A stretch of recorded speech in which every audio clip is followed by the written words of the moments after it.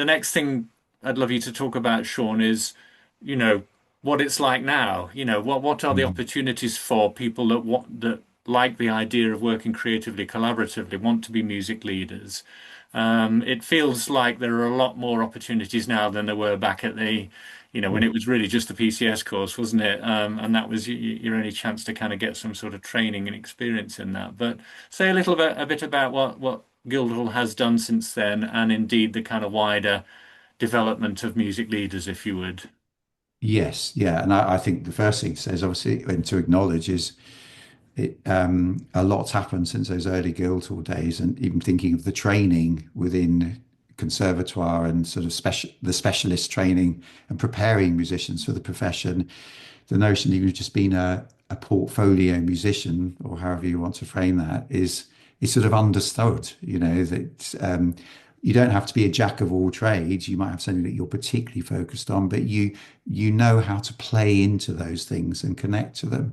And I think that does open many more doors now for musicians in terms of thinking, well, even just as a performer, let alone as a composer or creative leader, what might I be able to offer, not only within the context of performing on the concert platform or in more established spaces, or indeed even in schools and that sort of education framework.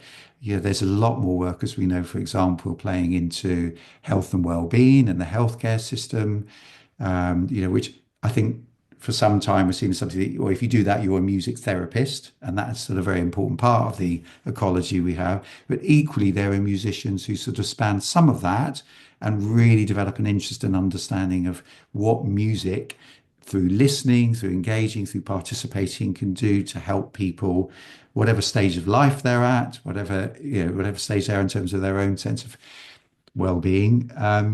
And again, what you bring to that as a musician. And I think as long as whether it's in that sort of context or social justice, prison setting, an education setting, as long as you're alive to the skills you have and how you can apply those in different contexts and how you can respond to the contextual and personal human group needs of that particular moment in time, which seems an obvious thing to say, but actually, when you're in that moment, you've really got to have all sorts of things going. So I think it's the demands on musicians now are greater. There's a higher expectation, because of the experiences over the last few decades.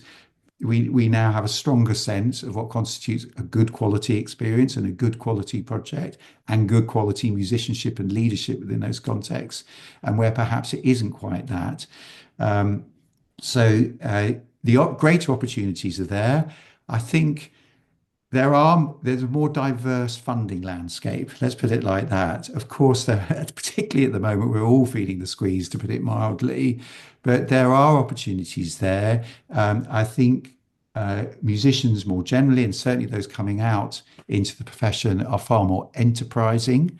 We've got social, it's not just social media, we've got technology and how you promote and make connections in the first instance to let people know what you do and how you start to play those things out. And I think there's an extraordinary landscape of what musicians and artists more broadly do in all sorts of settings. And thinking about, music leadership in particular as the focus of this conversation, um, a lot of the projects, as you know, that we produce around the country in less well-served parts of the country are meant to enable people to engage with world-class artists in their locality, and work with them in various ways. But also it's about kind of unlocking their own creative potential, which can go in lots of directions, not necessarily musical. But something that we've been working hard at over, quite a few years now has been supporting that kind of pathway for emerging music leaders. Orchestral projects and events are fabulous kind of development opportunities for Mm. people to gain skills and insight and work alongside established music leaders and other kind of artists. And increasingly, we are looking to embed locally based musicians. They might be from the community music background, they might be from other kind of creative roots within orchestral project teams, so that we're kind of helping to cultivate that kind of workforce across the country. And also that is important in terms of legacy. What happens when the orchestra kind of goes after the end of a wonderful project, and developing people on the ground that are there to kind of help support that legacy work is something that we feel is really important, a part of our role as a kind of producer.